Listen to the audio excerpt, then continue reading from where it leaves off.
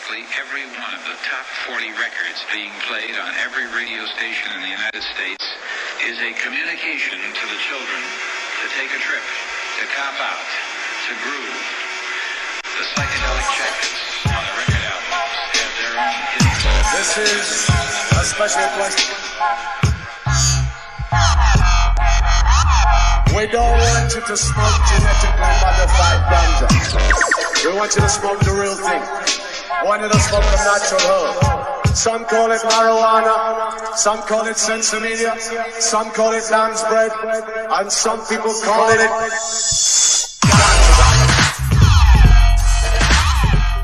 Welcome to another edition of the Adam Dunn Show. I am your host, Adam Dunn, and I am in the Soma-Zone, officially. Here with, obviously, Soma, because that would make a lot of sense if you're in the Soma-Zone, because once you get the Soma aroma, right, then you know you're in the zone, right? Or you can get the snake. And this is the first time I see you in 7 years? First time in 7 years, yeah. We don't hear Soma. Hold on, I got you. It's high tech, man.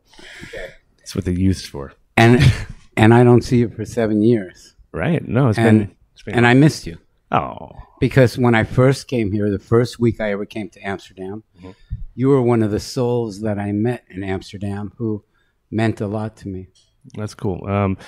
Yeah, I actually we have it officially in writing now, that your being here now is a direct responsibility of doing a Trichome challenge. Yes. Yeah. So from Mila's book, you mean? Yeah, it was awesome. That was actually for me one of the best parts, just to see, like, because I'd forgotten that. Not me. Well, I remember you won. I remember you winning the thing, but I didn't know that it created that much in your mind as far as like changing your path. Which is major. Like the slightest adjustment early on can make a huge difference. Yeah, when I saw an American like you doing what you were doing back in 1994 here, I got instantly inspired. Right. It was a special time for here, and it was like even the locals, I think, recognized that there was a lot of energy at that point, which is really cool to see now, because you go all over the world and you do get pieces of the same energy. It's maybe not quite as intense because of the fact that it's just becoming more legal here, more legal there. The only thing is it's lacking here now. It is crazy, that right? That vibe from 94, yeah, it's not here. Yeah, it's crazy how we got the European Union here now. We don't got the Netherlands no more. When we had the Netherlands back in 94, it was gezellig. It really had tons of gezelligheid.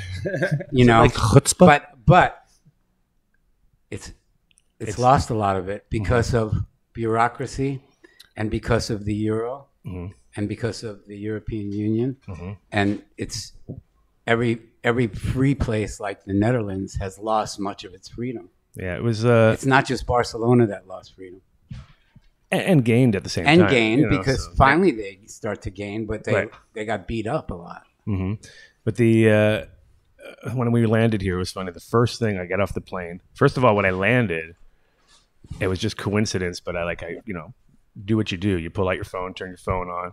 I get off the plane and I put my foot down on the ground, turn on my phone, and I watched it switch from 419 to 420, and I was like, "Oh, there you go. Now that's a sign." Welcome back to Amsterdam. Yeah, and then oh, by the way, Gabe Mack to my right. Old friend of mine who's a tech guy out here who we did lots of crazy things back in the day.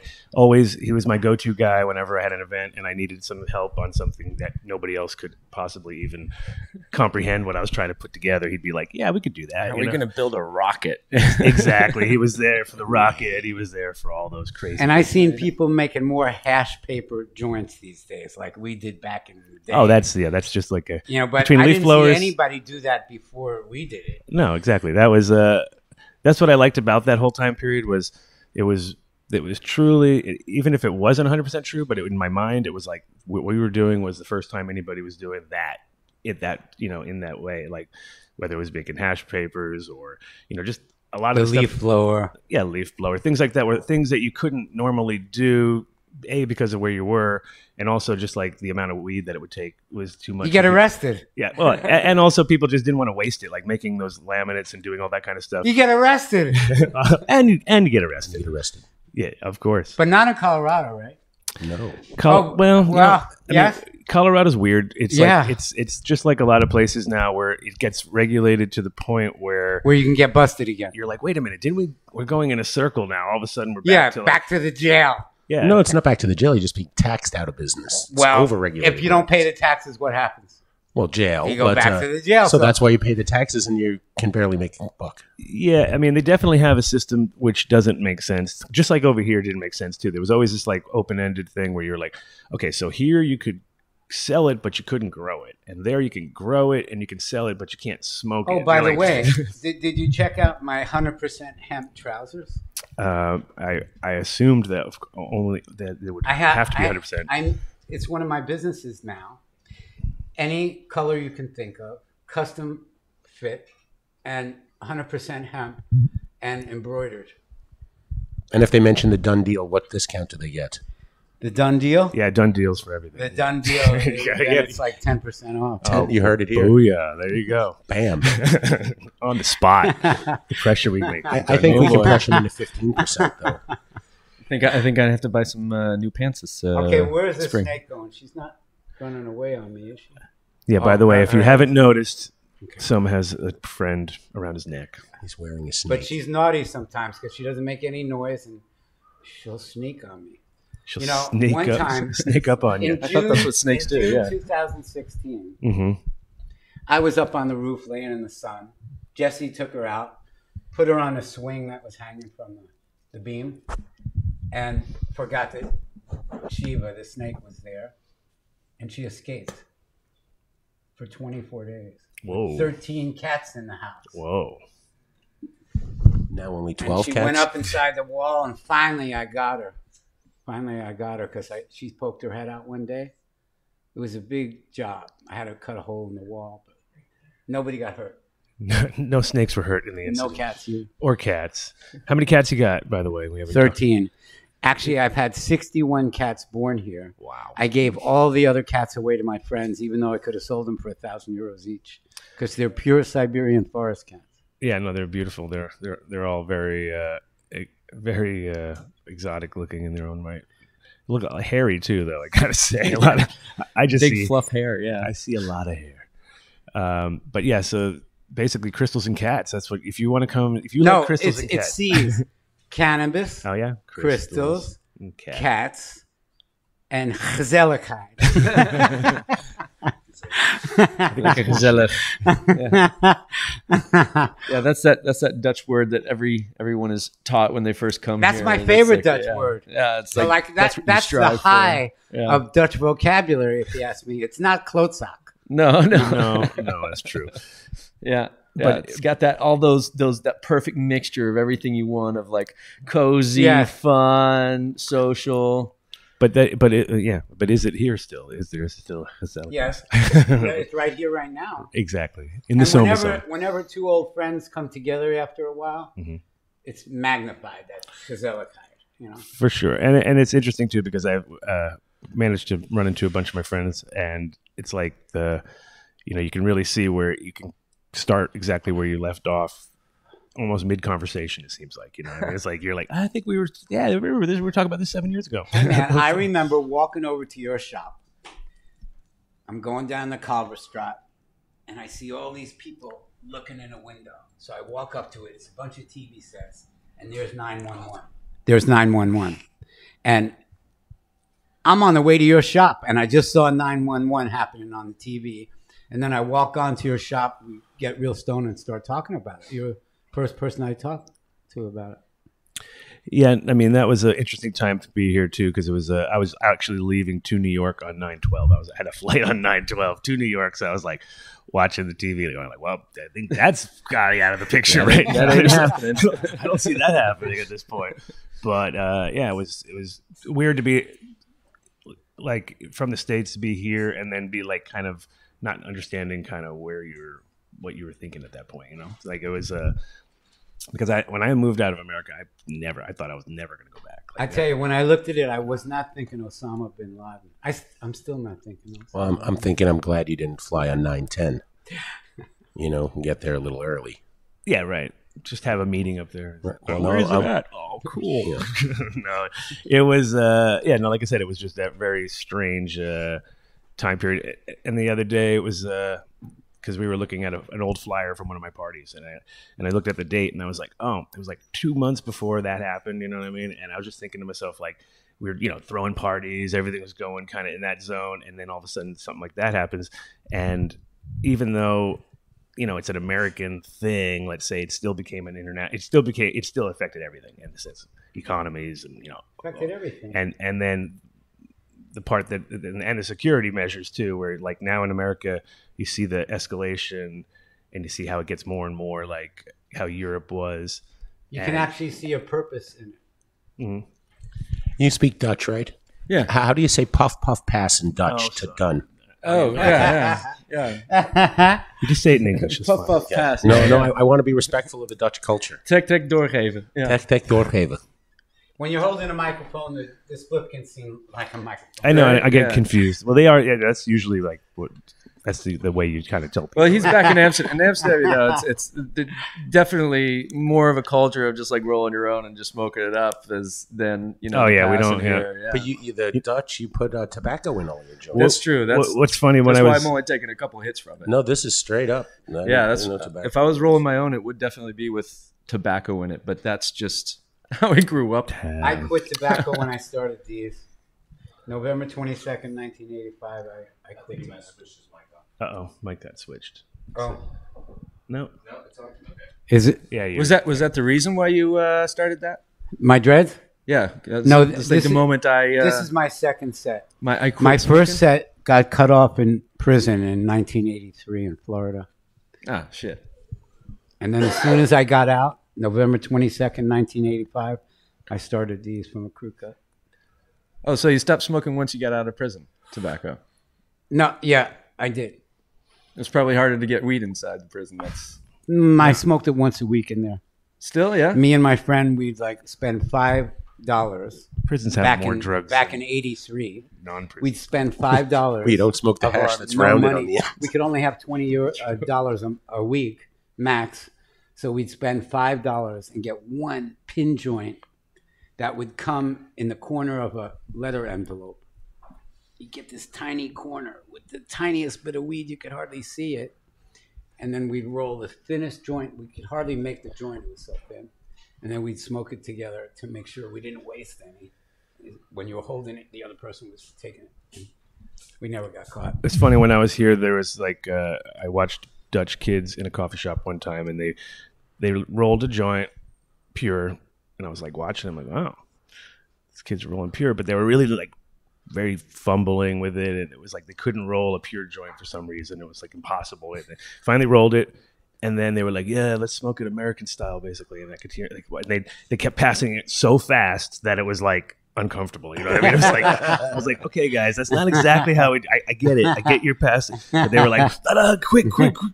American style's hot potato. Yeah, pretty much. Yeah. Yes. And no, it's funny. Look at the cat taking a dab. I've been busted smoking a joint before in America. Like mid in Gainesville, Florida, they As used to have this Halloween ball thing in October, right around Halloween, harvest time. And I was with like 3 friends. There was a concert in the night, band was playing, and we were standing there. Is this cool? Yeah. It works when you talk into it. We were standing there, and we were passing a joint between the 4 of us. And the next thing I know, this female undercover cop slaps a handcuff on my wrist.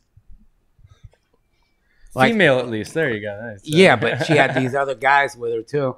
And the 4 of us got arrested. We got released because we only had a joint.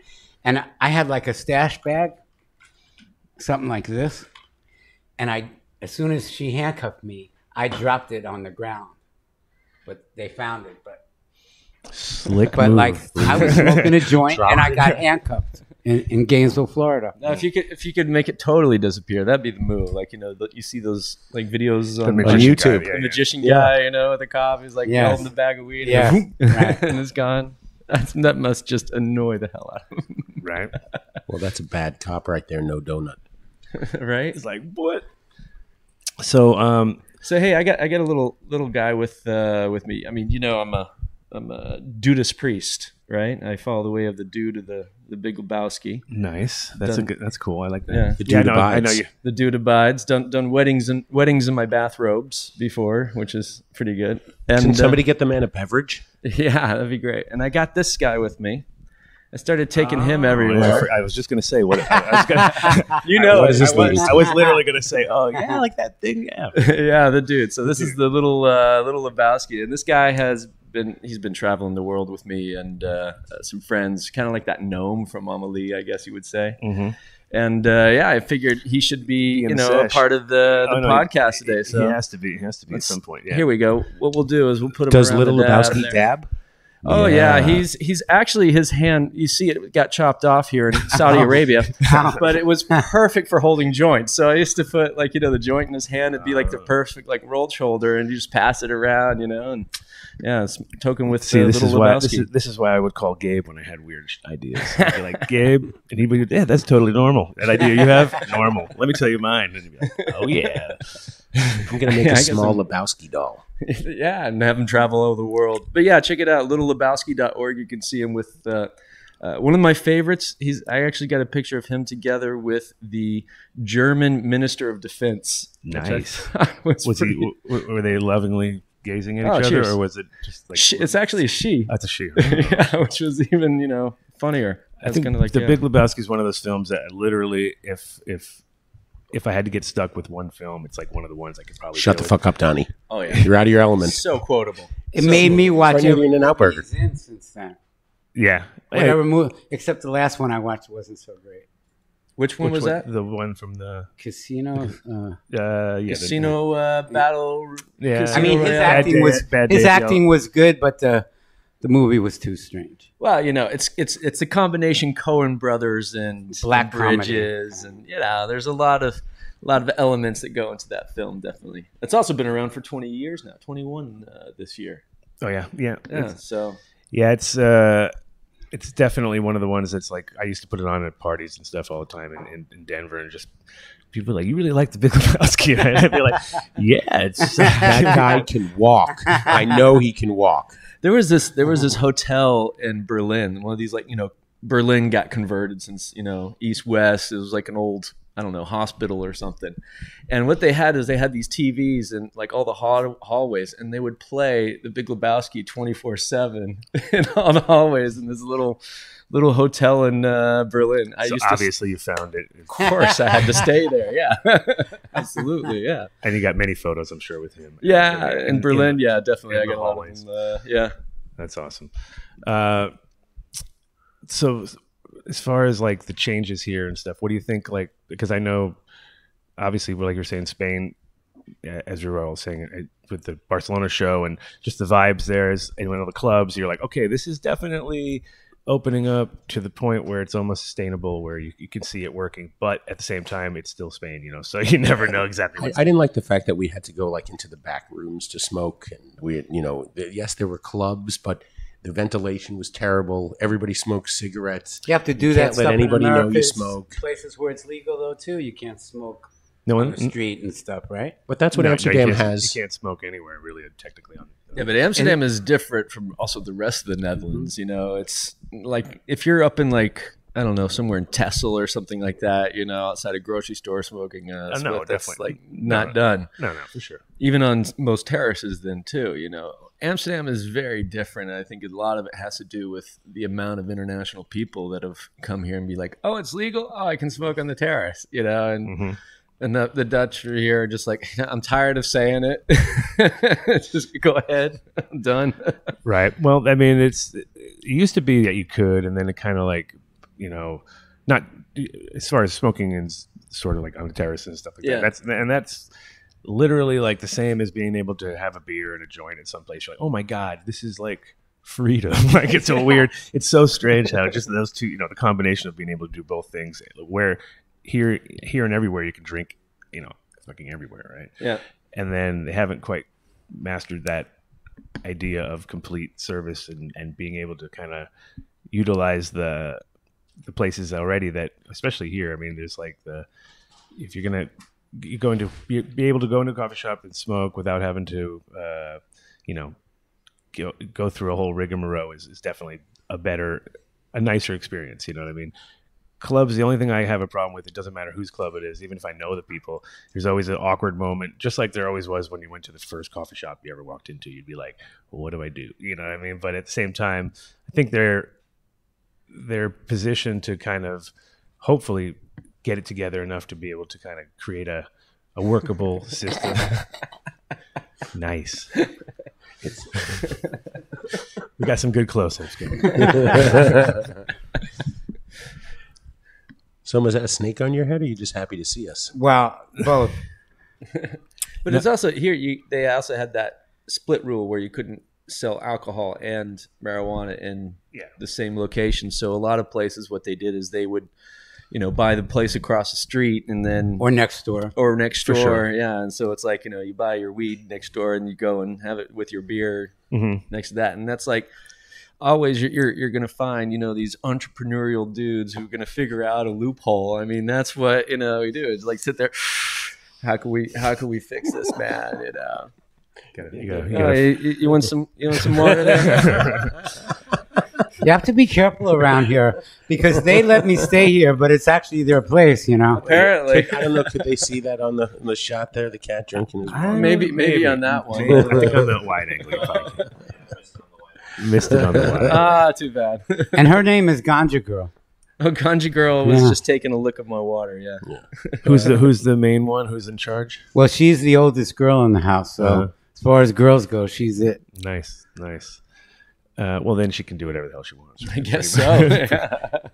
Yeah, Amsterdam and cats is kind of like one of those, synonymous things, I think, because it's so hard to have a dog sometimes if you're living up in the top floor. No, then you have to walk it all the time. Also, the mice. I mean, and the mice, exactly. I've never seen a mouse here. Of course I not. live here 17 years, not one mouse ever. Never. I can't imagine. You have 36 cats. Oh, but I have a rat downstairs. I have a hairless rat downstairs. Me and my son. but he's safe. He's safe. Ish. As long It was as hesitation as long there. as she's not around, he's safe. That's why she's upstairs. Look at this and one. He's Holy downstairs. moly. Right? There's actually. Yeah, they're moving in. They're moving in now. It's Holy moly. I knew it was going to be crystals and cats soon. This is a small crystals, cats, lion. and That's snakes. because they're trying to see if the snake is still around here. They don't realize it's on my head right now. That's like in Amsterdam. It's one of these strange cities where in restaurants and in shops you will have cats because there's such a mouse infestation. And I made a little game. You can only really play it here in Amsterdam. It's called Black Cat. You get yourself a laser pointer. You go around at night. the obvious ingredient in any cat game. Any cat game, laser pointer, right? Go around Amsterdam at night. Go to these shops that are closed or restaurants that are closed. Use the laser pointer. You try to cause as much destruction as possible by having them run around. Harder than you think, I got to tell you. These cats will jump up right around, out of grocery stores, behind boxes, wine, Never knock a bars, thing over, Hunter. not knock a single thing over. It's really, unless you get them on the cash register and they're just like hitting the cash register. If you can manage I it. watched them jump up where they can't see where they're going to, where there's a lot of crystals and stuff, and Just Boom. Yeah, I don't know how they do that. it's like I don't know a how they do cat sense. So it's a hard game to play, but it's a lot of fun if you're out at night in Amsterdam in 8 a.m. when I first moved here, Henk van Dalen from Homegrown Fantasy, his cat had kittens, and I had been here for maybe I don't know, two and a half months or something like that. But I knew I was going to live here, so I was like, yeah, I need a cat because I already knew I had mice in my place, and it was this, and I got this cat, and it was orange tabby. And before that, I never had like my own cat. I had cats around that like kind of had me or whatever, just kind of They have you, believe. and then but I never like raised one from a kitten or whatever. But this one I got it as a kitten, and it got him a little early, so he was one of those ones that was like super like suck on your shirt, like think you're this bomb basically. So I had this cat when I first got, so basically I was here for 2 months, and then he lived until he was 14. So it was like so for 14 years I used him as my, like, you know, how long have you been here? And I'd be like, how old's my cat? Like, 7 years. Yeah, there you go. I do that with her because she's lived here 17 years. There you go. So you got your time clock. But anyway, then this cat it was like became famous in the sense just because I had my shops and people would, you know, they know your cat more than they know you, especially if you only have one. But crazy enough is the day, like, so when he died, it was I was at the Hemp Works, and called in and told Caroline, you know, like, I'm not coming in. I can't. And I said Al died, right? And then my best friend over here is named Al, right? So everybody kind of thinks Adam and Al, right? And she's like, and I just hung the phone up, like, Al's dead, you know. And then she, is that red-haired Al you're talking about? Yeah, exactly. You seen him? Yeah, I saw him last night. And then, so basically, she told Mark B that Al died when he walked into work, and he went next door and told the bar that Al just died. This is how those rumors of death start pre-internet, right? And then everybody. If it was Twitter, it'd be out. They were literally pouring beers on the forum, and everybody was like freaking out about it. And I didn't call in for the whole day. I was done. Like, I was staying home. And then, like, about, I don't know, 3-4 hours later, I just was like, I had a thought. Like, imagine if she thought I meant Al. Like, I said, just in my mind, like, I just thought, you know, it would have been funny, right? And then, sure enough, when I got down there, next day, I was like talking to them, came in, and they were like, are you okay? You know, and I was like, yeah, I'm okay. And then they were like, are you sure? And I was like, yeah, no, we buried him in the backyard. It's I've fine. had the cat 14 years. I said, I buried him in the backyard. It's cool. And then she looked at me all weird, like, what? And I was like, you really thought that? And I knew it right away. I was like, oh yeah, she definitely thought I meant Al the person, because it was like, and then people started calling me. It was hilarious. How many beers did you have to buy that got poured out? Oh, I didn't have to buy any beers, but it was definitely one of those, like, as far as cat deaths go, it was a hilarious one. Hilarious cat death. Mistaken identity, yeah. Yeah. So what happens when it's cat versus snake? Never happened. No? But we may witness it live on the show. This may be like a National Geographic special where it's this could be like a new Twitch channel, you know. Depends on which cat, I think. Because that big one over there, that it wins. I think the cat wins, but the small cat, I think the snake wins. So these days, Soma, what's the situation as far as growing here? Like, in general, is still totally black, man. Still just same old cat. But mouse the government talks about making some cities and places legal for it, to have registered growers, kind of like American style. Right. Ooh. But not yet. How progressive? Not yet. And like, and it's like, this place has many very intelligent people in it. The Netherlands. I mean, there's a lot of smart people here. It kind of amazes me that it stays like this. Because is putting it all right in the ashtray. There really isn't a good reason for it to stay like this. The whole world is opening up, from Thailand to Alaska, and so and even Luxembourg is starting to open up now. So come on, Holland. I mean, come on, Netherlands. Like, get it together, because this place is gezellig. We want to keep the gezelligness here. But no, in general, it is weird how it sort of regressed instead of progressed after all that time of being forefront, people coming and learning about how the system worked, even though it didn't really work totally. It worked enough, but it wasn't like, there was still that unregulated grow part, which is stupid, because that's the thing the Dutch do the best. I mean, that's what their skill is in the world, is their amount of agriculture that they produce. They're second behind America when it comes to exporting. And they're greenhouse experts. Yeah, so they got the most expertise with greenhouses in the world. Exactly. No, that's what I mean. And they are called on for any large scale production. Most of them are Dutch. Like even in America, Wilcox Farms, where Sword was doing his growing. That's I think it's the second largest tomato greenhouses in America, and it's Dutch owned, Dutch family, went there. No joke, man. I mean, they're good at it. Yeah, that's what I'm saying. Yeah, so it's crazy that they've let that part slip away, and it's just a shame because that was they didn't even have to do anything. They just had to continue with what they were doing and then get it more into perfect it, just like they're doing in America, but started here first, or even second. Even now, started still. Even if they're not first, like it doesn't matter. Yeah. It's like started. We got snake versus cat going on down here. No snake versus cat. That's what I told you I need help with. We got start to do that. Yeah. He's really inside it. We almost had it. Now, Amber, I don't know what you're doing. She's nobody to mess with. You know that. Like she's looking at you like your neck is not big enough, Amber. Get away. Get away, Amber. Come on. Oh, now. Cheers. There you go. Fresh. You better be decatified. Some, refreshing water. Before the cat has some. Yeah. Save some for the cat. See, I feel very ignorant because I had no idea that it was completely illegal to grow cannabis here. It is. Well, look, there had to be a way to support the system. I mean, there's a vibrant supply chain going on here. Exactly. I mean, commerce. And it's crazy because of the... But there is this thing with Holland, because I live here 22 years, and you can't break the rules, but you can bend them. Yes. Oh, is that like in New York? You were always told you can only break one law at a time. Yeah, it's kind of one crime at a time. They keep it in the dark so that it can still survive. Because as soon as they maybe shine a light on it, maybe with a lot of regulation, I don't know. It kind of was a part of it. But you know what else was? Did you know that bowling was illegal for many years, even in the States? The game bowling. You have to explain. Yeah, it was actually bowling. Bowling. Yeah. Bowling. Oh, bowling. Bowling?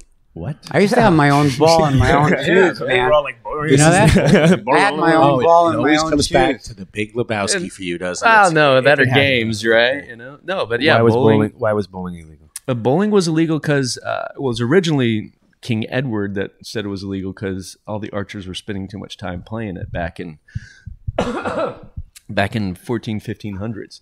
But then in the States, in the 1840s, it was also made illegal because people thought, it was all devil's dens, basically. Yeah. The bowling devil's dens were the gamble and drinking and all that kind of stuff. So, but back then they used to play it with 9 pins.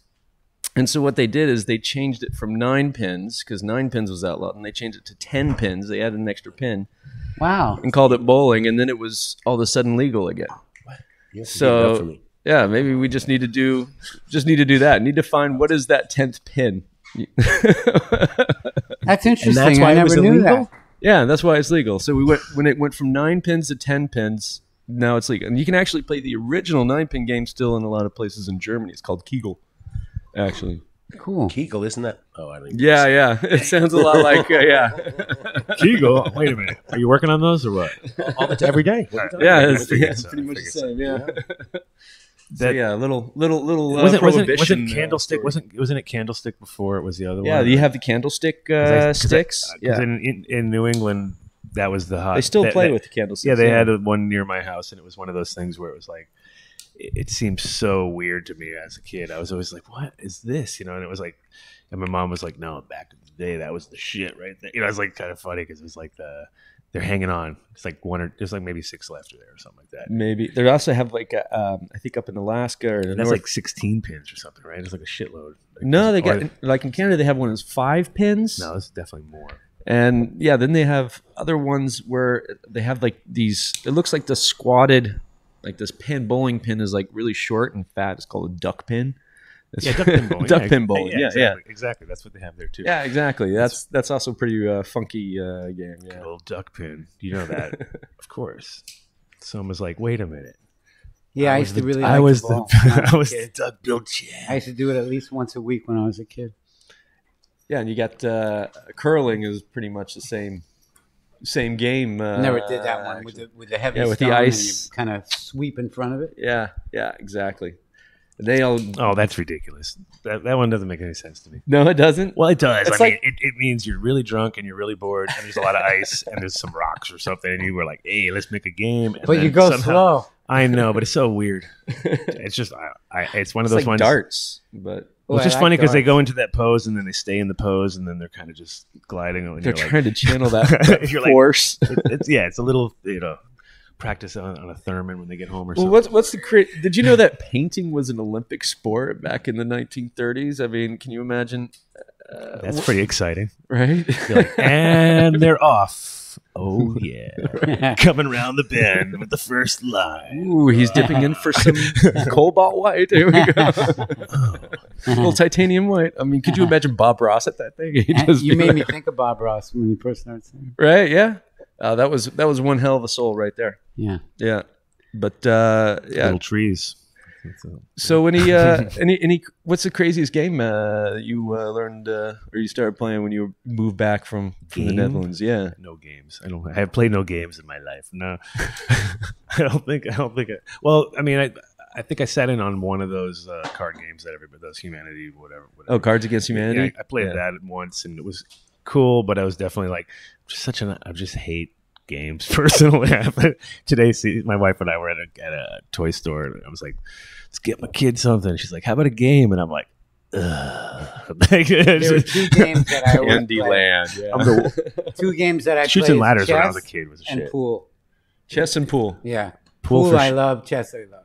Yeah, pool's definitely. I got my own something pool I can stick. Yeah. Chess. I mean, there's a guy. He was one of the early guys in designing MDMA. Whoa. He actually taught me how to play Version. chess as a kid. And I mean, genius guy. Went to school or college with my dad, and he taught me chess. And this guy was one of these like next level geniuses, but it's where that genius side and the social skills are like those two don't go equivalently. kind of Right, thing, right. Oh, usually, yeah. Yeah, There's so- some compensation. Usually. Exactly. So great chemist, not too good street smarts. Got busted by the feds and went to the slammer for a while. And he used to play chess all the time, and he would play with Larry Flint. Right. So Larry from Hustler, when he was in there for the whole Fifth Amendment trials and stuff. And then when he got out, my parents set him up down the street from me, and I was a little kid. I'd go over there because he had a pinball machine and two daughters. Ex-con with a pinball machine. Yeah. That's the perfect babysitter for this kid. That's right. Of course, gotta get some street smarts. So yeah, he took me. I went down there and he, teach me how to play chess, and he'd always be, showing me all these moves that Larry used to play on him. I was like, who the hell is this Larry dude? And it wasn't until years later I found out that I was taught how to play, chess hustle, which I do with all the coffee shops in Amsterdam and the Netherlands. They always have a chess board, so I'll go in there and just hustle these kids playing chess. Yeah, because of these moves that he taught me. Nice. Yeah, so Larry Flint was an avid chess player. There you go. Yeah. Wouldn't think it, huh? Yeah. No, it's like it's one of those things where if you're on point with that kind of stuff, like you said, just like a couple, just thinking just a little bit left of where everybody else is at. It's amazing how much there's tons of open room there. You just have to know. Yes, when you step out of the box. Mm-hmm.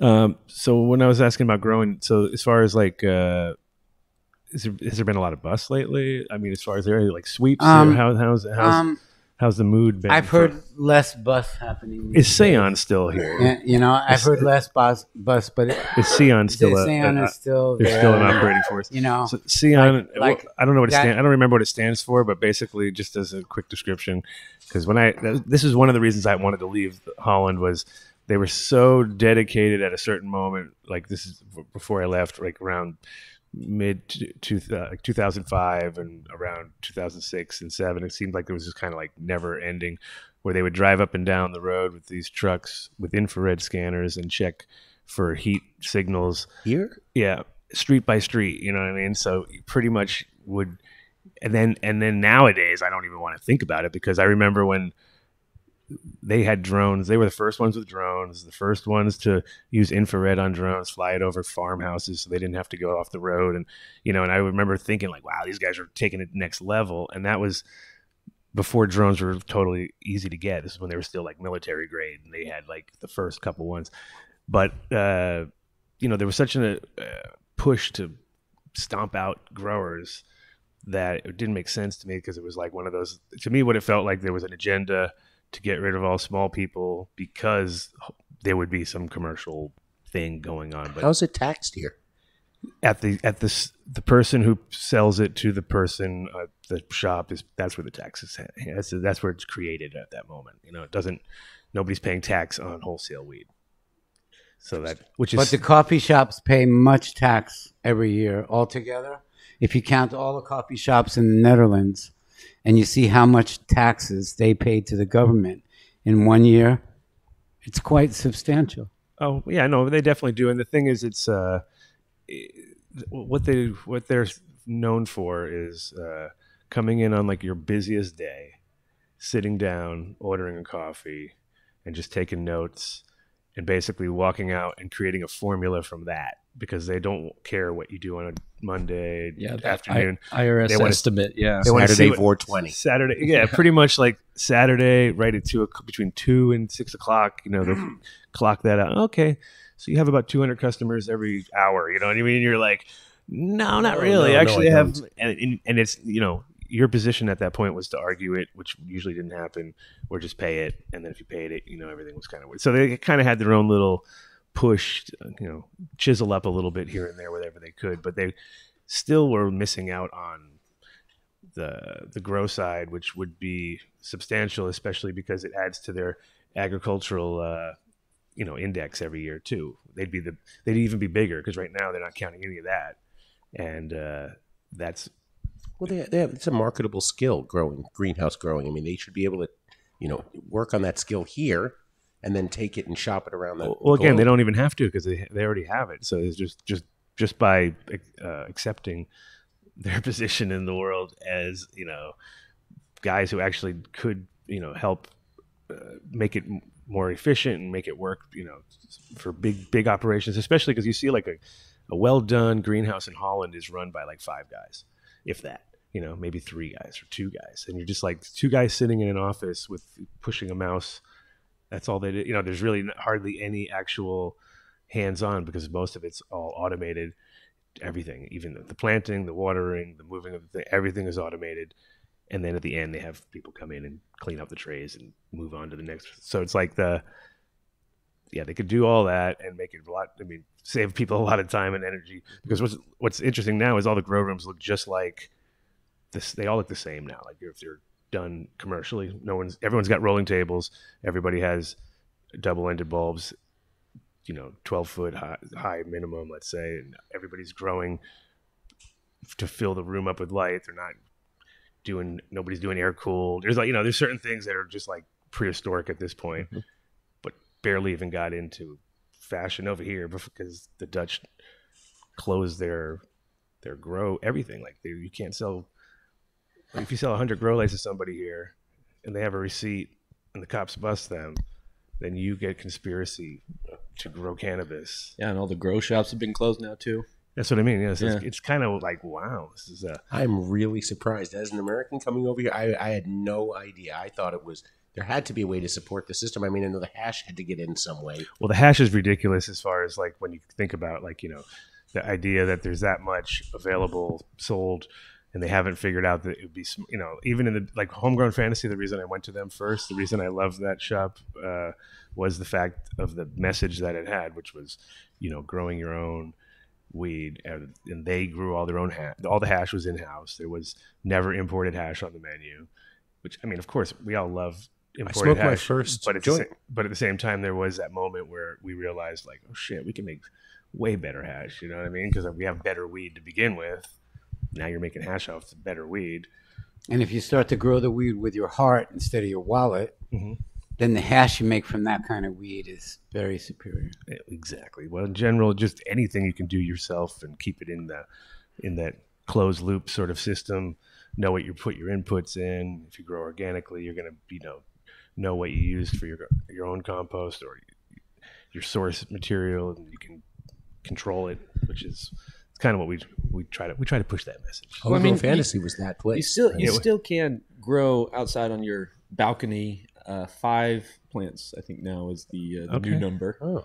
But you're not allowed to grow them indoor. It's like strange. As soon as you bring them indoor, you can't even grow them outdoors if anybody complains about it. If anyone complains at all, you're at their mercy. It's like, so it just takes one guy. And the thing is, in Holland, the way it was, if you look at most of the backyards and stuff, it's hard to get a private place where somebody can't see you. And the crazy part about growing outdoors here is that there's so many people getting ripped off because you can pretty much get to anything anywhere you want somehow if you really want to. You got to get the right neighborhood. If you get the right neighborhood. No, you got to get the right neighbors. Yeah, that's part of the hood. That's it's important. not so much the neighborhood, but the neighbors. Yeah, exactly. Your local neighbors. And if you see your local neighbors that are growing, then it's like, all right, cool. This is the place. Yeah. Then you can do it. A pot commune. I mean, not Soma. Come on, get your. Commune. You could do something like that. I mean, I remember my hood. There was a couple of girls that used to do it in their backyards too. So it's like, oh, I'll do it as well. And now it's all been gentrified, so they've all like moved out. So I'm like, I probably can't put so many plants out anymore.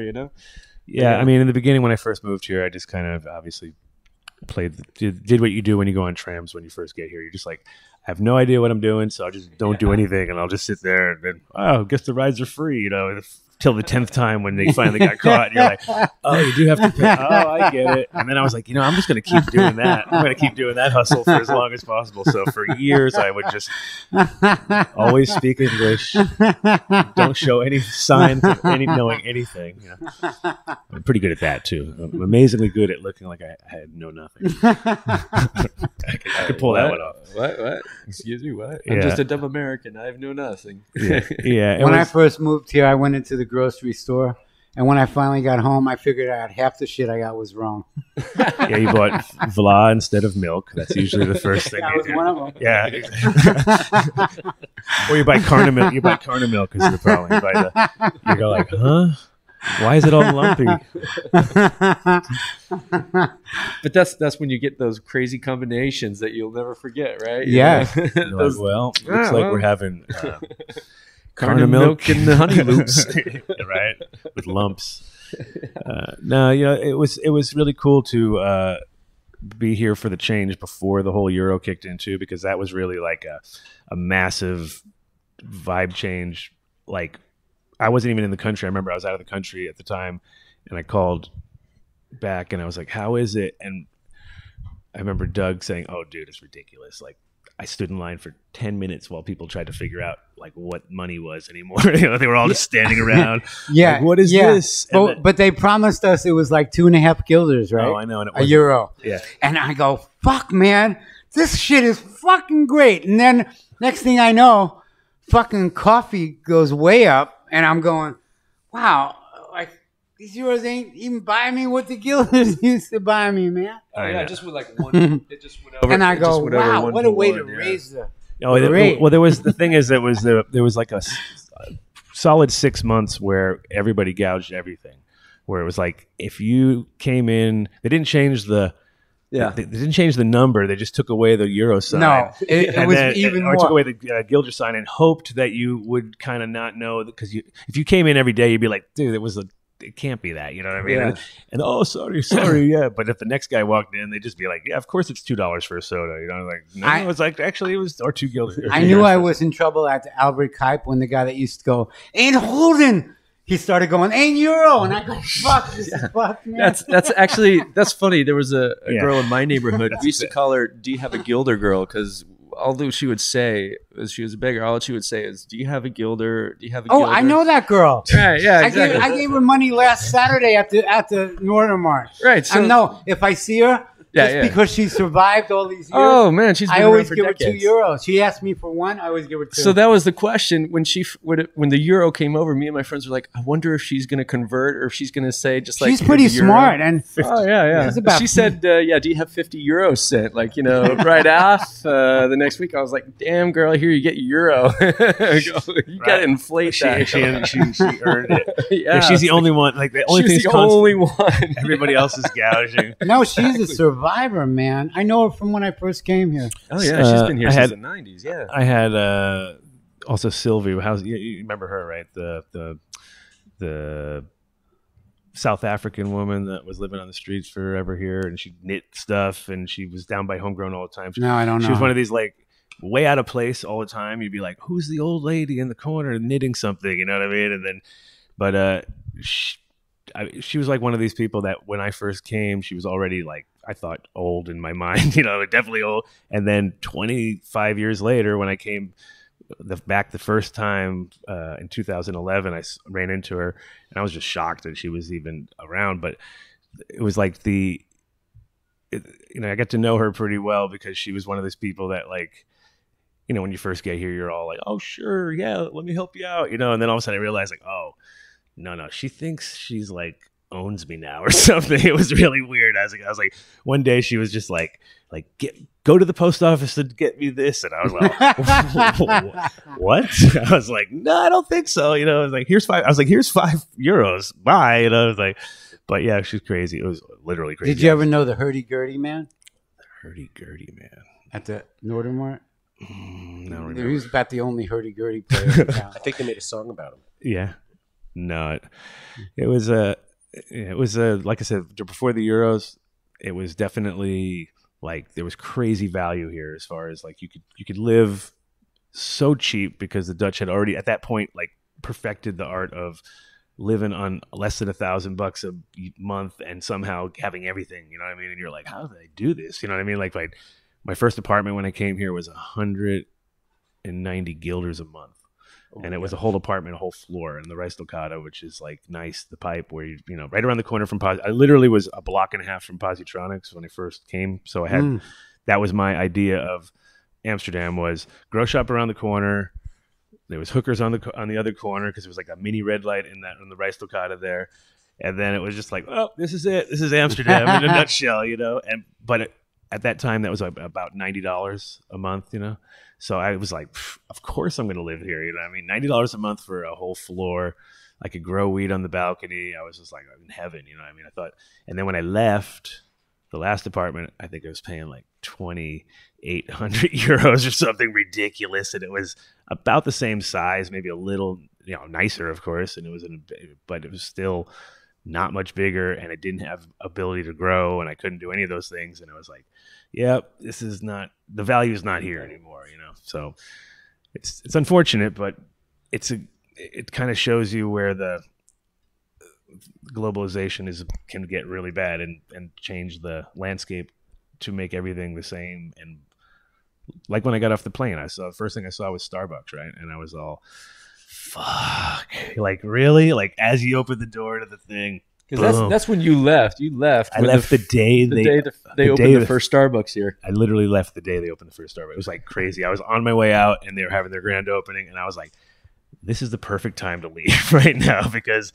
once people walk around and you know get onto the idea of commercial, like just thinking that Starbucks is something you need to go to when you're in Amsterdam, and there's coffee shops everywhere, real coffee shops even, where that are confused. People come up and say, "Is this?" You know, I'm sure, like the ones that you see the K spelled with a K, and you're like, "This is oh yeah, here's a." You know, you see a lot of Americans rolling in, and then they sit down, and where's the menu, and the lady's just like, there it is, you know. They always serve coffee at coffee shops too, in addition to weed. So they do coffee there. But a lot of the Americans coming in looking for, you know, at the coffee house looking for the weed, and they're like, "No, we got the cappuccino." Or I could take a short break and then come back. Yeah, we can. Oh, what time is it? By the way, he's got to go too. So 5:40. we're gonna keep this. We're gonna keep this one short anyway. We're gonna keep this one short anyway, short and sweet. Yeah, so. I got night school. I got to teach tonight. Short and sweet, since we're on the road doing. We're gonna do it tomorrow. So tomorrow I'm gonna go see Dumac.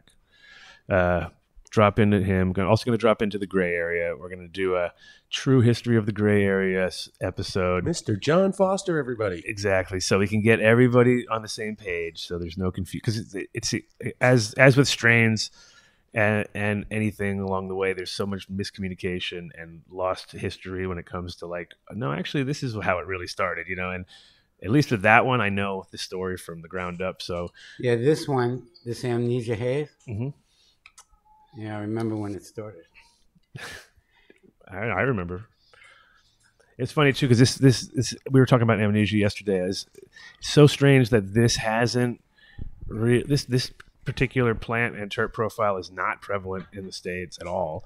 Why and not? Yet it's just weird because I don't know. It's just like it's the one that somehow never penetrated the market. Where here it's like saturated to Yeah, the it's point everywhere. of like It's in almost- every coffee shop. Yeah. It's in every coffee shop, and it's one of those strains where, like, you can tell people here who actually smoke a lot have all, because it's the most consistent thing they can get, and and most people obviously aren't trying too hard, but so they're like, that's it. It's like it seems like it's taken over where the PP used to be the big plant here. How's that strain rolling around? It's not. I never liked it. I never. It's still around, but not like it used to be around. Yeah, it was not my particular cup of tea either. It was one of It those never strains. satisfied anything. Not terp wise, not high wise, not consistent, not nothing wise. It was just an easy growing. But I did like the water hash that was made from it sometimes. Yeah, it was one of those strains that I think it was just because of the ease of growing, it became the prevalent one. If people ask for it, stock it. You got to sell what they want. Everyone wants amnesia haze here. You're going to keep it on the shelves. Yeah, no, it's It's a really satisfying plant to grow too. It has a good yield, doesn't take that long, and it's very satisfying to smoke. It's very medicinal. The chat was curious on the lineage on that. The lineage is Southeast Asian, Jamaican, and Afghani Hawaiian. By way of Eugene, Oregon. No, not by way of Eugene. That was worked on. Well, some of it was from Eugene, but it was worked on here.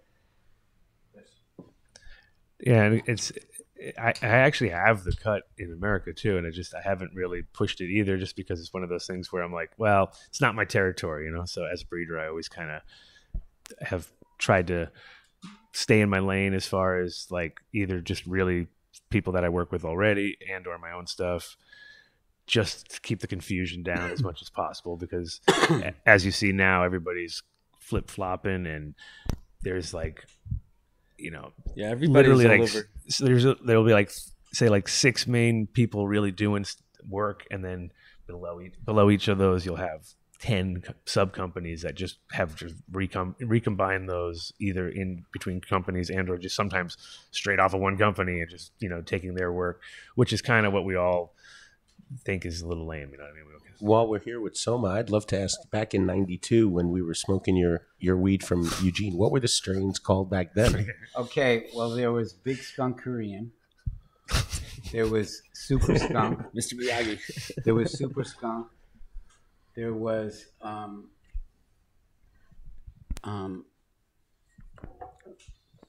some original Afghani from Afghanistan, and there was some Cambodian and some Laotian and some Thai. I have to say that was the greatest 3 years of my life living in Eugene, smoking what you were growing. It was it was a pleasure. I was glad to be a smoking guinea pig for you back in the day. Thank you. Yeah. I Thank never you. knew the names of anything. It was just what was in that jar, what was in that jar, what was in that jar. And by the time, I don't even know if Glenn would even tell me the name of it. By the time I get home, it didn't matter. It was like these 4 different strains. We have to try them right now again because I don't remember. Oh, I had this hash plant back then too. That was amazing. I remember that one. It was one of my favorite ones. This hash. I mean, hash plant's like one of the cornerstones as far as like if you need some funk and you need some like greasy, beautiful indoor, like satisfying to grow and satisfying Yes. for everybody. All Yes. like it's like that's definitely like a winning piece to the Yes. to the What of a Snodgrass back then too. Ooh, I was really good friends with Snodgrass. I still am on Facebook and Instagram, but we lived 2 blocks away from each other. That's Yeah. that. I bought my first glass pipe Saturday Market, Eugene, Oregon. It was a Snoddy right from Bob. So that was His wife used to bring me this great jam that she made too. never had the What a jam. nice couple. Yeah, they're great people. We see them at the Champs usually every year. They follow that tour. That's like a glass show that moves around. He's a master. Yeah, and well, he's got the whole crew. He's got all his kids, and I had a bunch of great beer, snotties. too. I had a bunch of snotties back at the Hemp Works, and it was interesting because it was like literally the piece that I would use to kind of explain to people why they have to pay money, why they would want to pay more than they could imagine for a pipe, and even and that was nothing compared to now. Now there's, you know, if you say $10,000, you might not make anybody flinch in the room if you're with the right people. Other people will freak out, but some people, oh yeah, 10, yeah, you know, I'll take 2. Exactly. But back then, even just to get, especially because, you know, people are here on a budget a lot of times. Most people aren't thinking about buying a $200, $300, $400 piece or more, and you know, at the same time, like a lot of Americans, I had the classic problem where people wanted to buy it, but it was either fragile because it was glass, or they were scared because it was a pipe, you know, and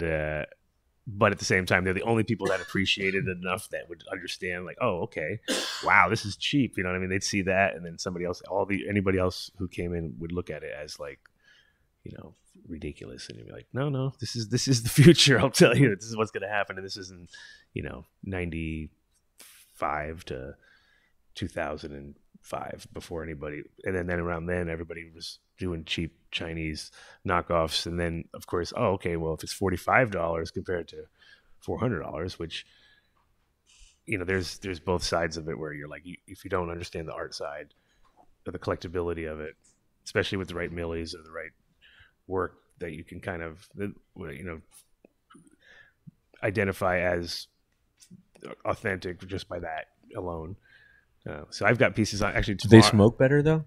Some, yeah. Well, if they're made by the right people. I mean, that's the thing, is a real good glass blower who understands the functionality of the pipe combined with the art. You know, there's a lot of guys out there who make really great art, but then if the function doesn't really, if it splashes up and goes in your mouth, or, you know, what's the point? I had Snodgrass for so long, I actually didn't realize that when you used a glass pipe, you could burn your thumb. Because mine was done so well, it didn't even matter. I never knew that happened. And then, you know, you get with somebody one day and all of a sudden you realize how cheap it is, and you appreciate the artistry. Unthought out, you know what I mean? As far as, oh yeah, maybe the flame will go over that way because you're right next to your thumb. But yeah, in general, that's, you know, the combination of why you pay more, you know, to get it from a real artesian glass guy who actually knows what he's doing, compared to a Chinese knockoff, which it's weird too. I was saying in the last show how now everybody, like on that down in Barcelona, everybody's got a peak, right? It's like everybody, and you're like, okay, can't be everybody.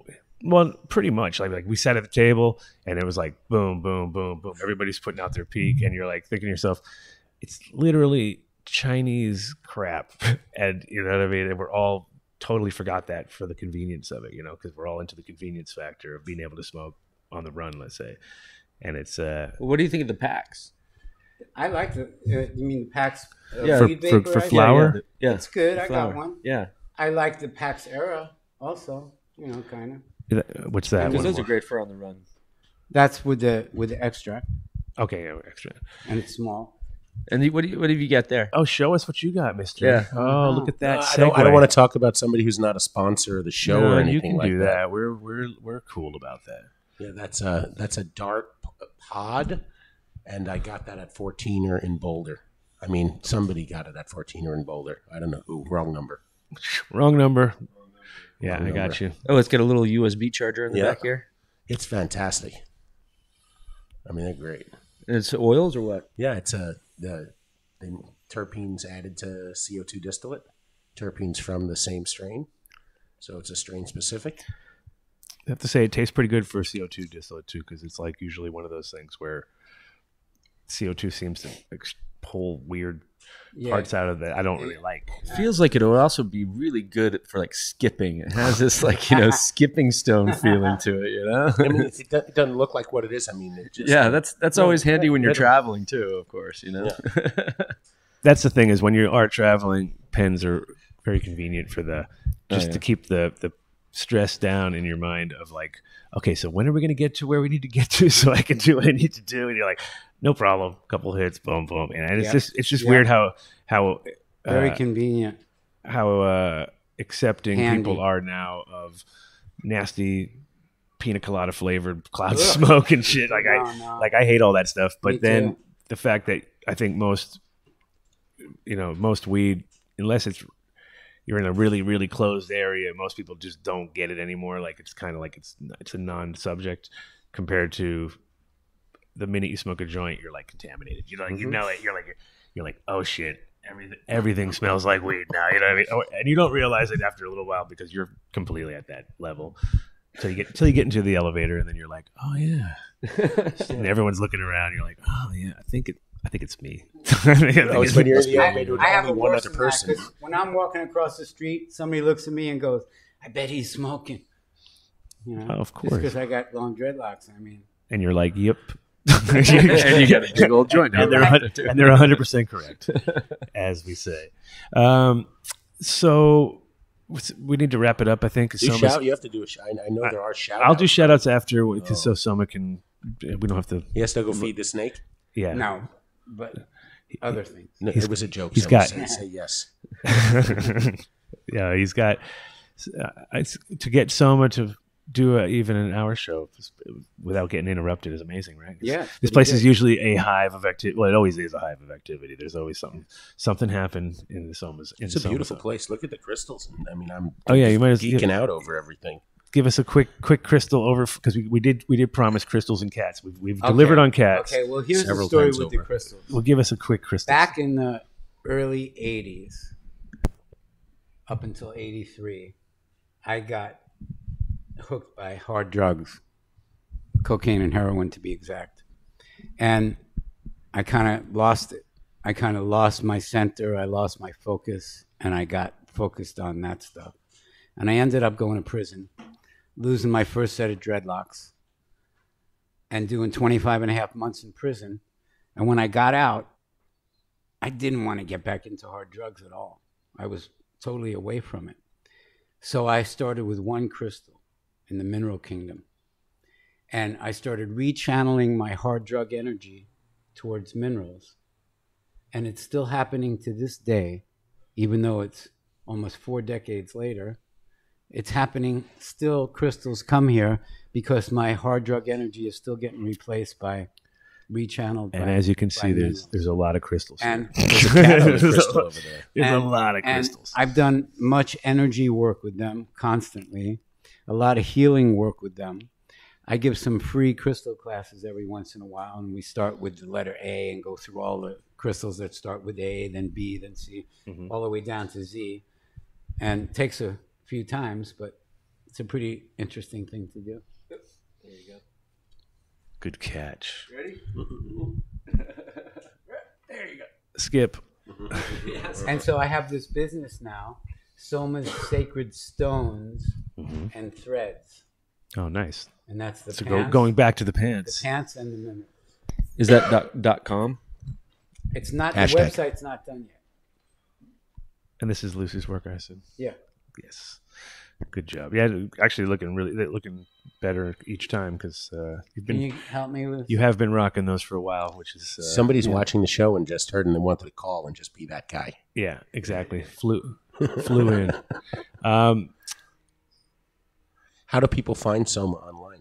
There Well, go. you can go to Soma's Sacred Seeds website, Soma Seeds, and you can go to my YouTube channel, Soma's Soma Mission TV, or you could go to my Facebook page, or you could go to my Instagram, Soma Mission. You can find me any of those ways. Nice. And also, I just wanted to ask one other question, just because it's since we just came back from Spanibus.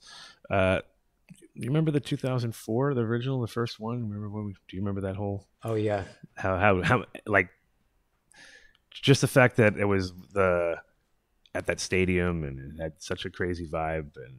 Stadium. Oh no, yeah, or no, the first one. Sorry, that was. The Oh second no, one. That was- yeah. I only went to the 7th. That was the 6th was my first one. Oh, okay, 94. right. No, which one are you talking about? I'm talking about not the cannabis. Oh, Spanibus. Spanibus Yeah, was yeah. 2004 Yeah, first one. exactly. But hey, It was scary. It was Adam, it's scary. 2004. It was scary. There was none of the freedom that you see there now. yeah, exactly. None of the marketing techniques. None of the like Spanibus is pretty amazing right now. The one you just went to. Oh, of course. But back in 2004, it was like breaking ground at a place where you're going to build a big building, and you were just starting to, break the ground. Well, we had like in Spain. There's a lot of times these little roadblock kind of checkpoints kind of thing, and they had quite a lot that year. and they knew that there was going to be a cannabis event, and so just like you had to kind of go through these little roundabouts and deal with Guardia Civil guys, and you're like, okay, this is feeling a little weird because we're machine guns. Yeah, exactly. Like we can't even drive away without puncturing the tires. What the fuck? I always knew we were coming up on one of those checkpoints because the taxi driver would put his seatbelt on as quick as he could. Just we're driving along. All of a sudden, he's putting his seatbelt on. 10 meters down there, so cops pulling every 15th car over or whatever they do. Right. No, it's definitely changed vibe wise, and it's progressing, which is great, but still got lots of work to do out there. In the whole world, we got lots of work because it's proven these days that this shit is medicine. Mm-hmm. It's not just a recreational thing. This is medicine, man. This stuff cures a huge amount of things. Don't say cures. Don't say that. Well, this stuff Soma helps said. heal. This stuff helps heal so much. For sure. I mean, I have a prescription for it for recovering from open heart surgery that I had in 2005. It's the only medicine I did for the last 14 years. Mm-hmm. Yeah, no, the Dutch actually, they recognized cannabis as medicine, and they actually, you can go get a prescription. The only thing is it's not organic. It's pesticide ridden. And it's also gamma irradiated. Right. So it's got three no's. Even though I need to get it as my medicine, yeah, it's got three no's. Yeah. And here I'm an expert in cannabis. Yeah. And I need it for my medicine. And when I go to get the medicine from the pharmacy, yeah, it's inferior. What's crazy is they actually export it to... It's contaminated in three different ways. Yeah, they export it to Belgium to do the radiation and then bring it back, which is... even against, how can that be legal if you think about it? You're like, wait a minute, so you guys can bring it to Belgium, get it irradiated, and then bring it back to Holland and sell it to people. You have to make sure it's been irradiated. It's written in the code, right? Well, that's the thing is the Dutch are irradiated. You're kidding me. No, they do it for everything here. Gamma irradiated. Yeah. And that makes something appear in the cannabis that is never there originally. That irradiation makes another substance appear that's never been tested on humans or animals. I thought you were kidding. No, it's true. It's true, and they use it for a lot of things here, all vegetables and things. If you're not coming from if organic, you get the weed angry, it turns big and green. If it's the right strain. Hulk strain, Hulk smash. Yeah. We didn't even get into flat Earth or nothing, dude. I was waiting to get onto that one. We could get onto it a little bit. Yeah, let's do okay. it. Flat Earth. In the end of 2015, I know beginning of 2016, I got turned on to the concept that this place is not a globe. And it's not spinning 1,000 miles an hour. And gravity is not holding the thousands and thousands and thousands and millions of tons of ocean water from spinning off. And so I started to research it because I love to research new stuff. It's not just cannabis, and it's not just snakes, and it's not just cats and crystals. I like to research anything that I don't really know about. Mm-hmm. And so I started looking for the curve without a fisheye lens or anything. Couldn't see it anywhere with my naked eye. I couldn't see a curve, no matter how high I got or where I was or what ocean beach I was standing on. I couldn't see a curve. Then I started looking for movement. If I'm like, I've watched 15-mile-an-hour winds, they'll fucking tear up shit. So if I'm moving 1,000, if I'm spinning 1,000 miles an hour, going around the sun at 67,000 miles an hour, while the sun goes through the grand universe at 500,000 miles an hour, I don't quite feel that. Even though I felt moving on a plane a little bit, even though I don't feel it totally on a plane, but I feel it still. I don't notice any of that high-speed movement. So I started looking on YouTube, and I found this video, 200 proofs the Earth is not a spinning ball. 200, wow. Takes me a while just to count to 200. So I watched it. It was like about an hour and a half. And one by one, this amazingly intelligent human, he went through these 200 proofs that the Earth is not a spinning ball. And after I finished that, I go, wow, man, I'm going to research this more. So I've been doing that constantly. And I looked at all the pictures of Earth by NASA, all fake, all CGI, artist renderings, Photoshop, not one real photo Well, of they had to Earth. piece it together, didn't they? Was that Then the I deal? started to look at the pictures of the satellites in space, all fake, all CGI. Then I started to look at the moon landing videos, bullshit. Then I started to look at the fact that, okay, they tell me that the sun is 93 million miles away. No way. The light is too local for it to ever be that far. You just have to research it. And then I started to look at the figures, like the geometric trigonometry figures of like how they figure out this place is a ball. No way. Then I started looking at the map, the Gleason's map of the world from 1892. NASA didn't start till 1957. When I look at that map from 1892, I see an ice wall. The Antarctic ice wall, not a pole, the Antarctic ice wall that surrounds every ocean and continent that we know. Because this place is flat, it doesn't move.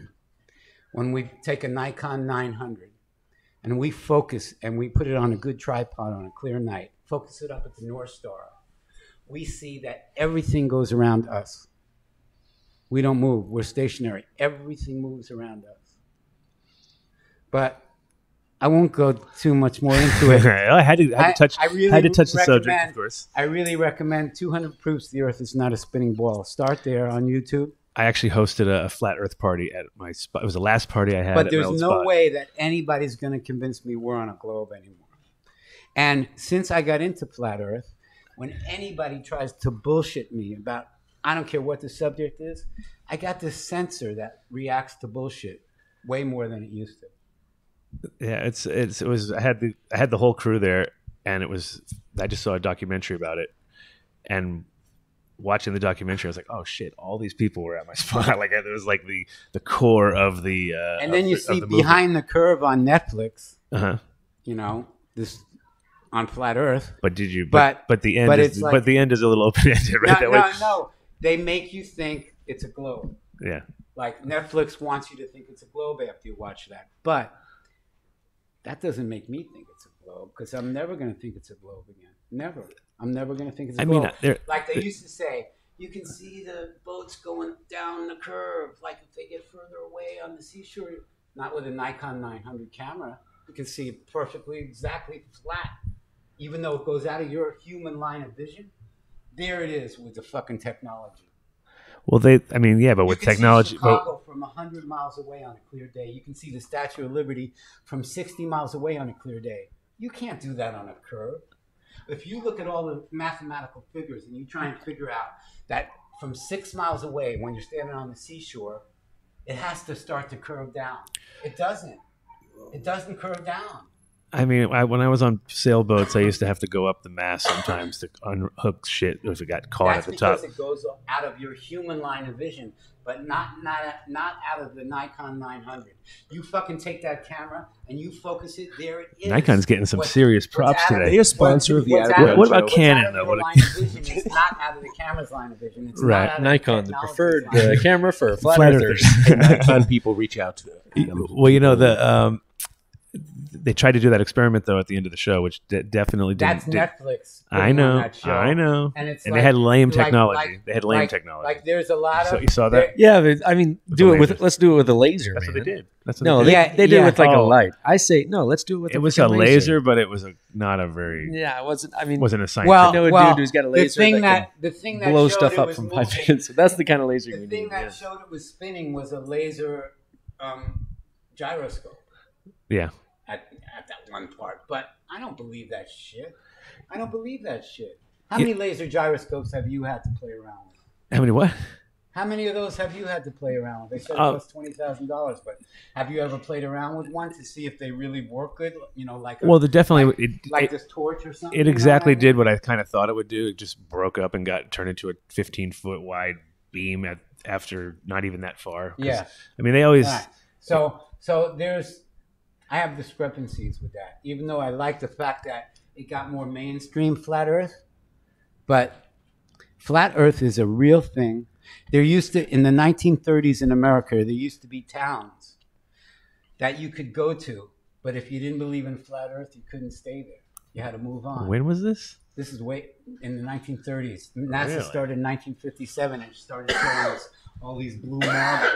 These blue marbles that are fake as shit. Well, I did see and the these one fucking football field-sized space stations that can't exist. Well, And all the CGIs, the Hold the mic astronauts up. in the space station, they're like floating around and their hair's up and like all fake.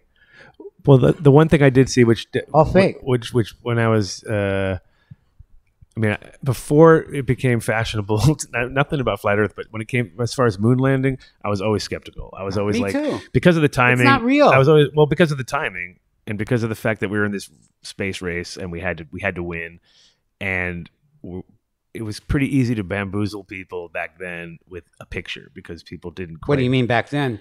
Look at the blue marble. Everybody looks at the blue marble and goes, "Oh wow, the North Pole and the South Pole. Holy fuck!" And all those explorers, a few of them, made it through Antarctica. Bullshit. It's not true. Dave's like, "Yep."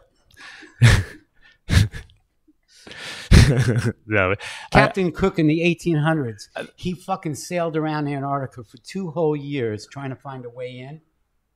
And all he found was these 200-meter ice walls that couldn't enter. And beyond those ice walls, totally uninhabitable. So dark, no light, so freezing, no life forms, no nothing. But like, no technology we got can go beyond there and survive. You're talking about Cook or Bird? Cook. Bird went there in 1943 and like talked With the about military. inner Earth, middle Earth. Oh, now we're getting to the real deal. But, Yeah, but that's- it's well, like, What about the that's a real spinning of the interesting toilet, the water in the toilets, though? Back How come it goes a different, when you're in Australia, it spins a different direction and spins here? oh, not because of the two poles. Not because of the two poles. The equator has nothing to do No. with it. well, Is there an equator in flat Earth theory, though? When you look at flat Earth, it's perfect sacred geometry. Is it a square? Perfect. Or When you what- look at globe Earth, nothing kind of works. Well, yeah, When you I mean- actually really look deep at it, not just the CGI pictures of the blue marble, but none of it really works. You can pretty much disprove or prove flat Earth just by looking at bird migration. Just got to find a bird that migrates differently from north to south. Well, if it does, and then bounce okay. that off some fake satellites. Yeah, exactly. there, No, but there's the Nikon 9000 says no. Exactly. Put a couple GoPros. Yeah. Well, anyway, after years and years of indoctrination, it's really good to do research on it. It's really good to do research, not just on the CGI technology, not just on the Photoshop technology, not just on the artist rendering, not just on the moon landing, not just on the space station, but some research, because these are the days of research. I like You can debate research. back and forth, though. I mean, I would love to get into a much deeper discussion with you on this because I find it a true. I love it. I could find talk about it for fascinating. days, man, days, because it's something I think about every day.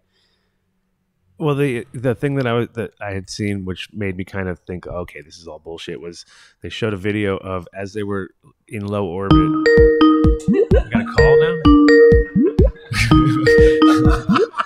We can't answer it anyway. When they were in low orbit, they basically would just cut out a piece of cardboard and stick it into the window and make the cardboard hole, make the thing get smaller and smaller. It's all and fake. smaller. I'm sorry. And they You literally start showed to it, research it, and you you see were like, it's all fake, and then all of a sudden, you got to do the amount of research that takes you to that level where all of a sudden you go, that's fake, that's fake, that's fake, that's not blue marble, that's fucking bullshit, fucking CGI, fucking image, and all the other ones I ever saw, all fake, not one real photo. You can analyze this shit these days to see if a photo is real, well, the whole moon thing was definitely one of those deals where it was like the photos were almost too good sometimes, and you're like, dude, how do they get that good of a photo? On Fuck, the I was in the moon? Fillmore West, 1969.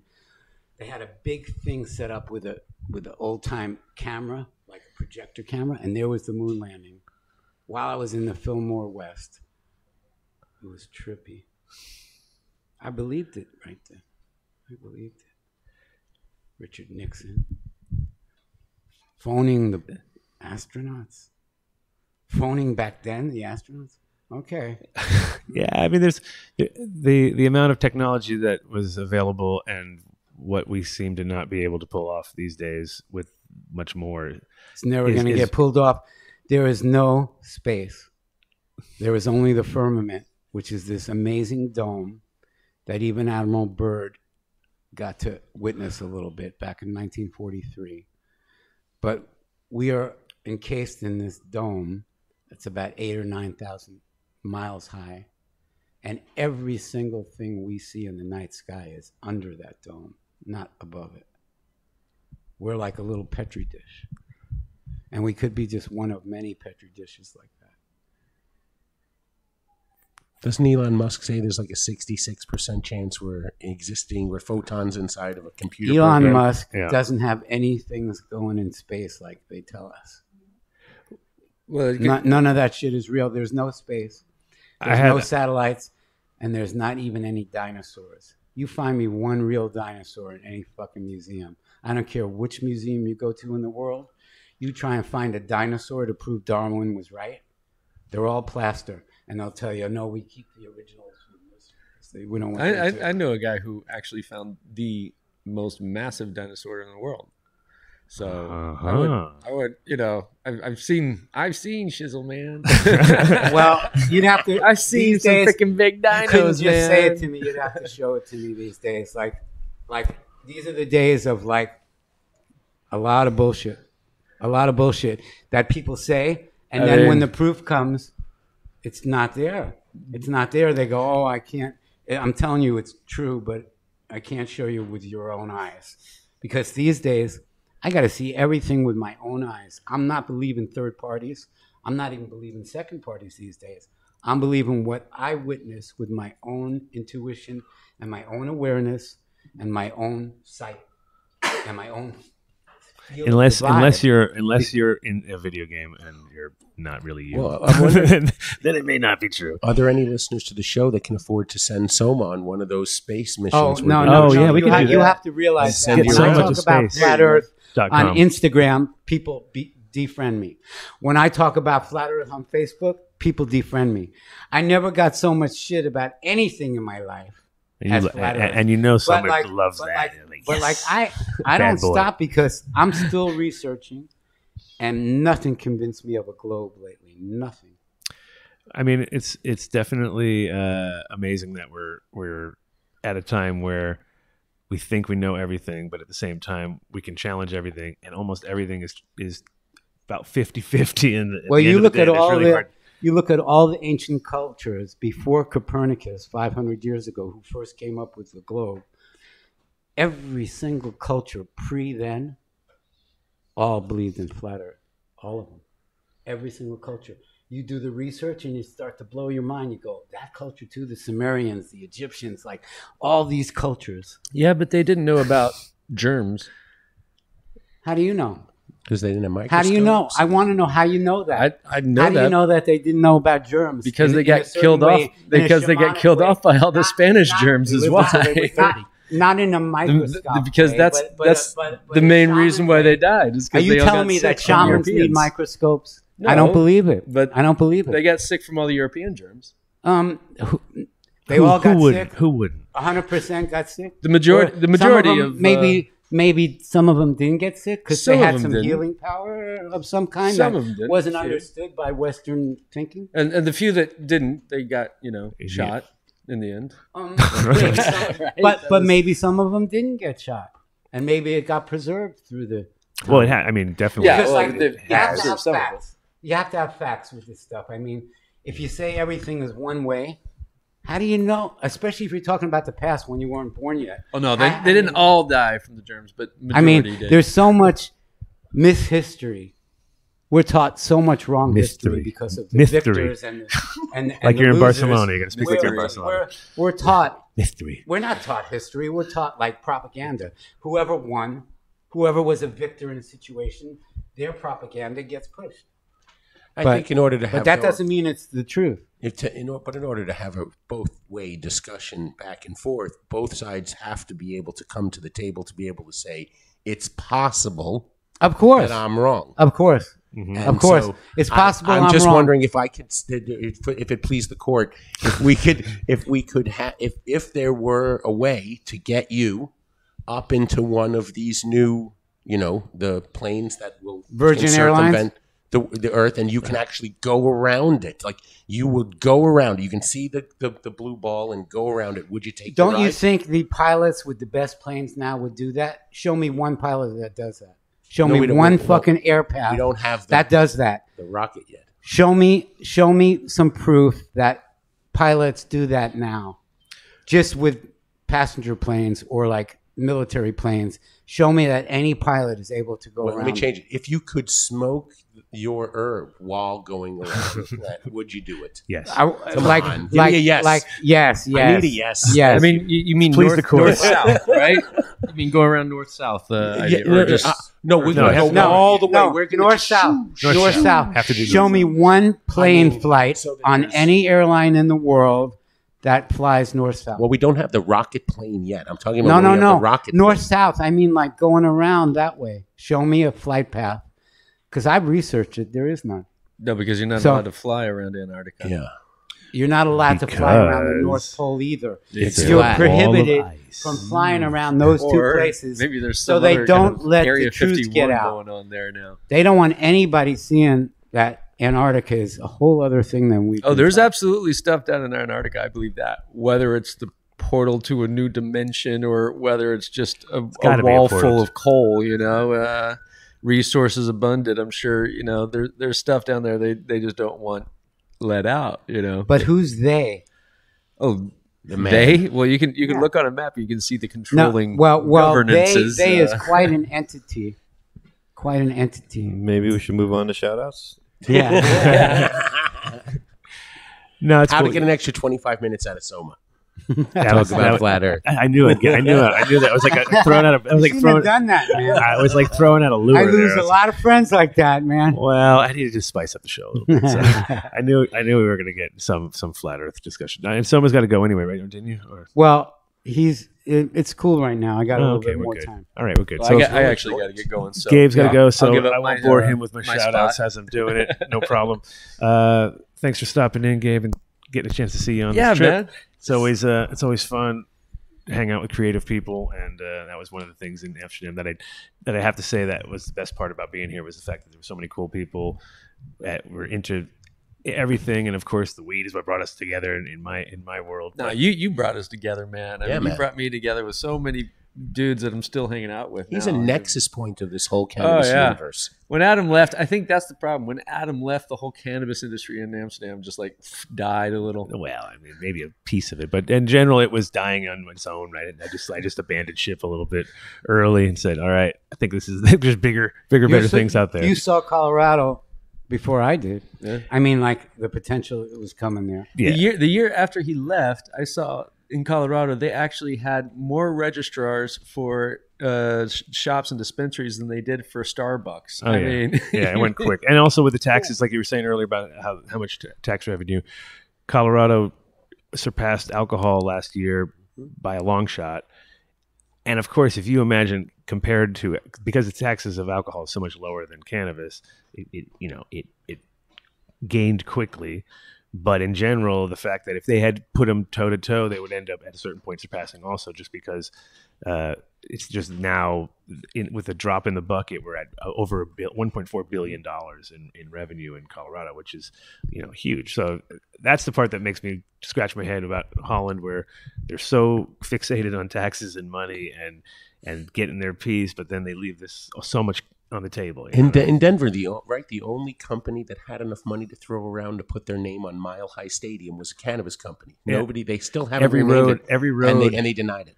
Every single road is adopted by a cannabis company. Like everywhere you drive, it's the local dispensary that's paying for the road that's in that area. And they have a sign up that says it. So beautiful. So it's like wow. You're like, okay, landscape's changing when you land Show the value in it when you in land every it- way you can. Yeah, but you still can't put a billboard up and say my dispensary's down the block. Well, when you live, well, but it depends. Like when you live in, It's all going to change soon, though, because everything is going to get more aware. They're gonna add a 10th pin.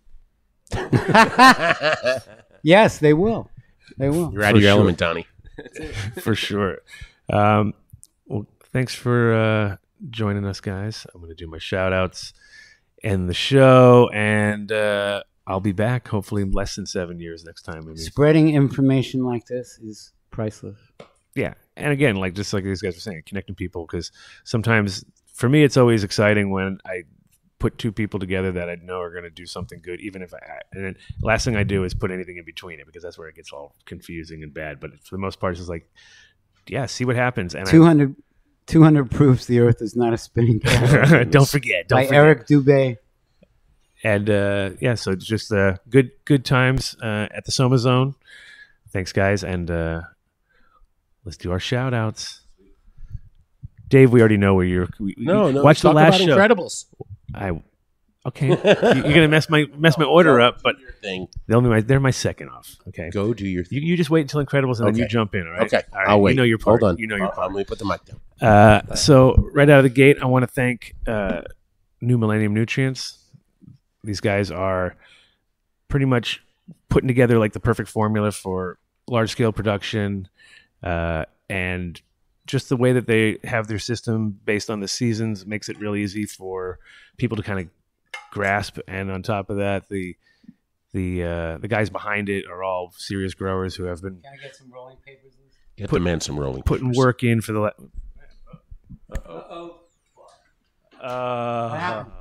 It's okay. Wow, that was the sound that you don't want to hear when you're on the air. When you hear, that was like the worst sound possible. You can go to newmillenniumnutrients.com and check them out. They also have a calculator there for the nutrients. So if you punch in what your parameters are, it'll tell you exactly what you need to get. Also, a store finder there to see if it's available local to you. So it's newmillenniumnutrients.com. Yes. And Soma papers. And you have so Dave's got his face on a can of weed too, right? You have that with you? I have a picture of it. Okay, show Soma. So show him that you got you're right up there. Look at that, Dave. But I don't have my face in a can of papers. Not yet. It's coming. Nice name. The next on the list is our I know somebody's favorite. My favorite edibles. I'm not chilling for them. I don't get paid a dime. I love their stuff. You do, and Bob knows it. He does. All right, Gabe, nice one. Thank you, sir. It was a pleasure, sir. Yeah, pleasure here too. Yes, I'll walk around. Incredibles edibles. Like I said, the most consistent, best available in Colorado, now California, Nevada, Massachusetts, a few other spots popping up soon. I think Florida might be on the list. So if you can get access to it, and especially when it comes to their concentrates, amazing. Their pens are amazing, and then also have a full range of other products, CBD products. They have a whole line now, which is great. And on also they have these bath bombs that are amazing because, like I said, the guys who are behind it are, again, cannabis people who understand the plant, understand what they're doing it for. And they're one of the few that if you get a THC bath bomb from them, you actually really notice it to the point where you're like, wow, that was amazing. So check them out. iloveincredibles.com. Dave will be there waiting for my you. nickel. Yeah, Everything you buy. exactly. iloveincredibles.com. Check them out. Build a Soil. Our next sponsor, Jeremy, is the man you want to talk to if you need amendments, you need organic inputs, you need IPM, you need hard to find products. Basically, if you look at their website, you pretty much notice that there's maybe one or two items that you can get at any other grow shop, and the rest are 100% unique. So you go to buildasoil.com, or you can call 855-877-SOIL. Talk to somebody direct. Same thing. Whole crew knows what they're doing. You can talk to anybody at that place, and they are growers understanding what you're talking about. So you're not going to get salespeople that are trying to push products on top of you or make you take certain things. The whole idea of Build a Soil is literally you can go in there and from scratch design your own thing, and they'll do the mix for you, which is awesome. And if you live in Colorado or New Mexico, it's free shipping, which makes it even possible to do soil on top of that. I don't know about Holland but you should check them out, Soma, for you'll be very impressed. It's buildasoil.com. Okay. Don't get it mixed up with 200 200 proofs. Yeah, don't mix up with that. Yeah, amazing stuff. Yeah, Jeremy's a super on point guy who's really doing good things for the industry also. So check them out. And we have WallaceWow.com, right? Yes. I still got the headphones on. Oh, yeah, and a snake on your head too, by the way, just in case you forgot. And so Mr. Ron Wallace is a premier grower out of New England, producing the world's largest pumpkins, some of the world's largest tomatoes, world's largest squash. Anything this man touches is gold when it comes to the rhizosphere and your root system. He's got a great mycorrhizal product you can order, and with Build a Soil and with him, make sure you throw the Dunn deal in. I'd love to do it with Incredibles, but I can't really make every shop understand the Dunn deal yet. But it's coming. It's coming. Yeah, I'm going to make sure that's somehow coded into the thing. Why doesn't everybody just start asking for it? It's what I tell everybody every week. I say, please, wherever you shop, ask for the Dunn deal. And at a certain point, they're just going to give in. It's going to happen. They're going to be like, fuck it. Peer pressure. 10% for everybody, for everything. You can go to wallacewow.com, contact Ron, tell him you need the Dunn deal. And like I said, concentrate with it. He's got the best mycorrhizal products. So if you look online, you can see he's got a few different formulas and figure out which one's good for you. You know what's funny? Before we move on to the next one, Uh-huh. we went to Gray Area today and we kind of got the Dunn deal. Oh, yeah. It was pretty awesome. It was pretty cool. He just threw down right now.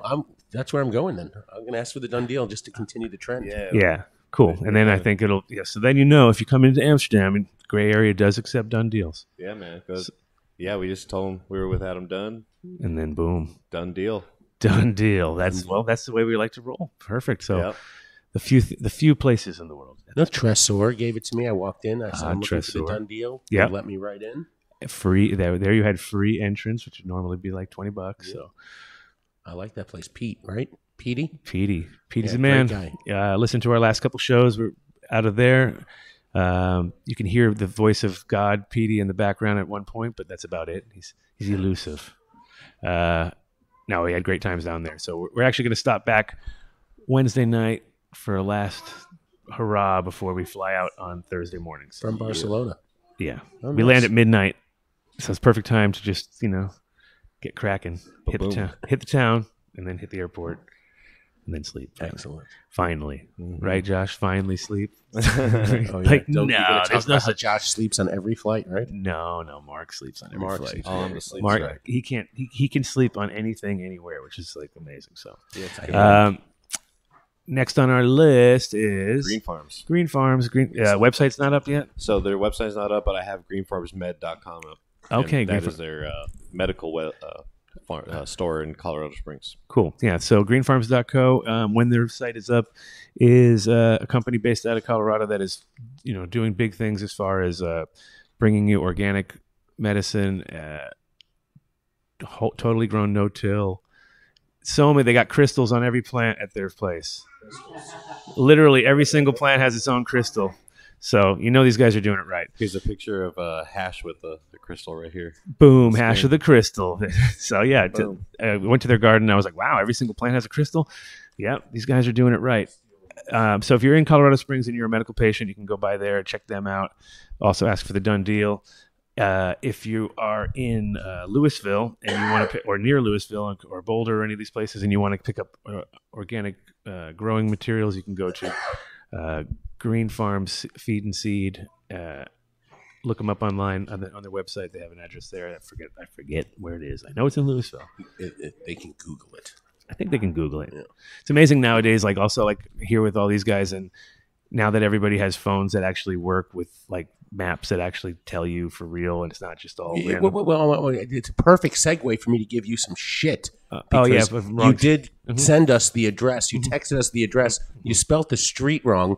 And the only way I found out where to go, even though it might just be a big joke on me and nobody's telling me just yet, and after I say this, but I Googled Soma, thinking that maybe that so many people would have looked for him. And sure enough, I realized you spelled the street wrong. And, Esme and I just had to walk 7 extra minutes. Yes, Figuring it was, and sure enough, when we get here, it's 110 degrees. Right. And, well, that's the way. sweating. That is the way it is. Always. If anybody who's listening has been to the Soma-Zone, they know exactly what's going on there. But the Soma-Zone's up 3 flights of vertical stairs. Well, you're in Holland. What do you expect? There are no other kind of stairs. We had to They're carry always- the equipment up it. Yeah, look at Oh that. my God. Yes. Shit. All Think right, about that. Because I'm afraid. I'm wondering if they can lower me down on this thing right outside here, the hook. Kyle's the man. Walking We downstairs. we were at Terp Towers the other day, and the elevator broke on the way down. Luckily, it was on the way down, but Yeah. we had to do like 8 flights of stairs. Kyle, I didn't have to do shit. Kyle huffed it down with all the equipment. Yep. But so greenfarms.co, check them out. Again, done deals all around. And last but not second to last but not least, right? So yeah, who do we get? I mean, I don't know the order. So Luminar. Oh shit! Yeah, almost forgot. I have to figure out their position in the. Well, I thought that we were going to starting with them. Yeah, we may want to do that. Okay, let's do that Next time. Not this time, I will obviously. move the Illuminar. The reason why our show looks so much better, even in the dark right now, is the fact that they hooked us up, got us a new computer, proper, so we can actually broadcast in better quality, which everybody noticed on the first day that we were traveling. Like, how come your show looks better when you're on the road than when you're the new computer? It's all in that new computer. Yeah. Amazing what a little technology will do, right? It's beastly. But Illuminar is all about that, high-end technology as far as their grow lights, LEDs. They have a full range of double-ended bulbs. They have pretty much everything you need, from 630s, 1,000 watts, 600 watts, CMHs, the whole lot. And they can put together a package for you. So you go to illuminarlighting.com, and again, done deals. Throw it in there. They understand, because they're fresh. They're new. So They're new. we got them straight on the right They don't path. know better yet. They don't know better yet. They haven't figured it out. No. No, they're definitely good people, and we're happy to have them on board, and as we're also happy to be on board with them. So watch for their company to be growing, literally. Sweet. And no, second to last but not least, because we've still got We even got one more. Yes, we do. It just keeps on going. Yeah. The hits keep coming. It's keep coming. Our friends over at Seeds Here Now, seedsherenow.com is the best place to get genetics from American breeders, and a few European breeders I think are on board now. And just quality as far as service goes is top notch. You can't get better. You have any problems with anything, doesn't matter if you don't like it or something's wrong or whatever, they'll replace those seeds. They have no problem with that. They'd rather take care of you. They're fast, discreet, all the things you want in a seed company. And when you say you want something, you get what you want, and you don't get the top 3 choices. That they don't never do something like that. So they're seedsherenow.com, and also go to seedaholics.com if you want to check out their auction site. They've got like last packs and lost packs and all sorts of stuff. You can get just get the done deal also. Same deal. Done deal. Done deal. That's built in, so you can actually just type that in. It's the one that really works. Yeah. I think the whole thing about buying seeds, though, is like, for the Jack and the Beanstalk thing, incredible trust thing. So if they're willing to return everything, not that I would be buying seeds anytime soon, but I like that. It's just 100% the way it should be, because you want people to succeed when you sell them seeds. You don't want them to fail. It's like, the idea is not for you to buy them and then not do good and then buy something else. No, the idea is to buy once, do great. Post them on Instagram, tell everybody how great they were. Pretty much, yeah. Take all the credit. That's the first thing you got to do. Take all the credit, change the name, start a seed company. No, in general, it just keeps the trust there from the people, and also with seeds. You have good. There is times where there's issues. That you can't say that every single one's going to be great, and there's times when it's completely your fault. But he doesn't care. He's not gonna He's not going to differentiate between the two, because that's a lot of times the problem is I see companies that are selling seeds, and then when somebody complains, instead of just taking care of them, they start to question their growing ability, which is not really their position to do anyway. You know what I mean? It's like everybody has their own skill set. So it is, it can 100, somebody could put it on a heater for the night and think that it's not going to dry out, and it can dry out and they can fuck up. Now, is it your fault? No. But do you want them to not ever, get that? No, you want them to succeed. So James is the man, and he will take care of you. So, definitely give him a. So those seeds grow on the other side of the flat Earth? I don't think so, dude. It depends how you're positioned, I think, in the dome. That's what it comes down to. If you're at the end of the dome, I don't know if the ends are as good as the middle. We'll find out. Okay. All right. You better investigate it, my friend. Okay, and last but not least on our sponsors is our Barcelona connection, Trésor. I love that place. See, now we have experience. Now everybody who's here knows what's up. Before, I just was saying some place. Nobody knew what was going on. They didn't believe. Literally, I was told that they didn't even think it was true. They thought they were just making it up. No, it was a great place, but it would have been better if I really understood how it worked. There's some sort of rules how they work. You have to put money on the little chip they give you. Yes. And then you have to go in the back and exchange that for something, because no money can change hands for cannabis. That is, yes. Yeah. Now you get it. I get it now. Makes more sense. I still have my chip and some euros on it, so I should probably. That's the best part, too. What you got to do is you got to sell things that people can't possibly go home with. That's to me the best. That's the best one of all of them. Always. When you have drink tickets, I would always come home from every festival, and then I get home and it'd be like, oh, there's the 40 drink tickets that I couldn't find, and I kept buying other ones because I knew it kind of folded up in the pocket or some bullshit. You know what I mean? And it's just free money right there. That is a great place, though. So Trésor, you go to Trésor BCN on Facebook, or you can just look up Trésor on Google and tell you exactly where it's at. 305 Calais something. That's how he's. Calle de Despacio. Despacio. Yeah, there's something like that. Something like that. Pistachio? Not pistachio. See, that's exactly where I was thinking too. But yeah, go to there, and if you go in, you ask for the Dunn deal. Now everybody understands there too. I think because we've been telling people to go there for the Dunn deal, and they were just as clueless at the place as nobody knew what was going on. Now they get it. It worked. It finally worked. I tell you though, aside from the weed and the hash and everything else that you can buy in the environment there, the ventilation system was fantastic, because I went to about 4 other clubs and you couldn't see 5 feet in front of you. It was so bad. Oh, there you go, Petey. There's a little boost. Thank you, Petey. Good ventilation. Well, thanks, Dave, for sitting in. I'm sure and it was nice to. Were there any comments that I really sucked? Yes. Yes, right. How many were there? I didn't. Most of them. Most of them were about you sucking. I know. Yeah. That was about the 95%. I was just staring at Soma Snake the whole. I know. The You were whole waiting. time. You were waiting for it. It was a little distracting, but Well, it was the snake was going to eat the cat, or the cat was going to eat the snake. Something like that was about to happen. I was waiting. So yeah, we'll be on the road tomorrow. Going to go see our buddy Steve Dumack. We're going to go by Gray Area, maybe some other spots. Who knows? We'll see how much time we got. We got to leave at 6:30 tomorrow. So if you're in town if you're here in Amsterdam and you want me to link up, you better call me now, because Let's link up. I got a short You're time. going to meet Steve at the I'm going right to greenhouse, his spot. I'm going to go right to him. right at the greenhouse. No, Right? I don't know. Batavia? Well, yeah, I want to go right to him, right, going straight to the source. Oh my goodness. Well, it depends where he wants to go. Yeah, he's gonna have to meet at a remote location. Remote. He doesn't want anybody to know. It's a secret Oh, domicile. doesn't matter. I'm going to geotag everything, dude. Shit. I'm geotagging all the shows, so you'll know exactly. No, I'm not.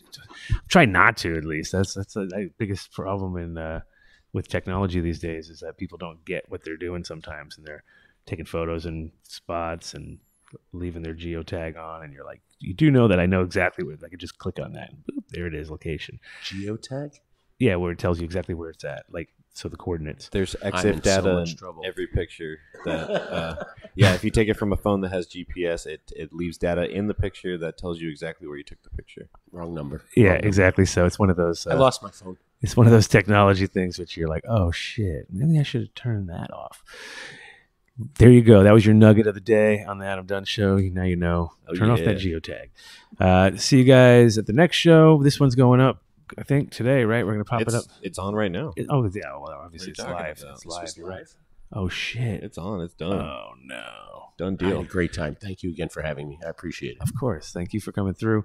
Thank the crew for making it happen once again. And we will see you at the gray area. Let's do this. Peace. Practically every one of the top 40 records being played on every radio station in the United States is a communication to the children to take a trip, to cop out, to groove. The psychedelic checks on the record albums have their own hidden. This is a special one. We don't let you to smoke we want you to smoke the real thing. Want you to smoke the natural herb. Some call it marijuana, some call it sensibilia, some call it lamb's bread, and some people call it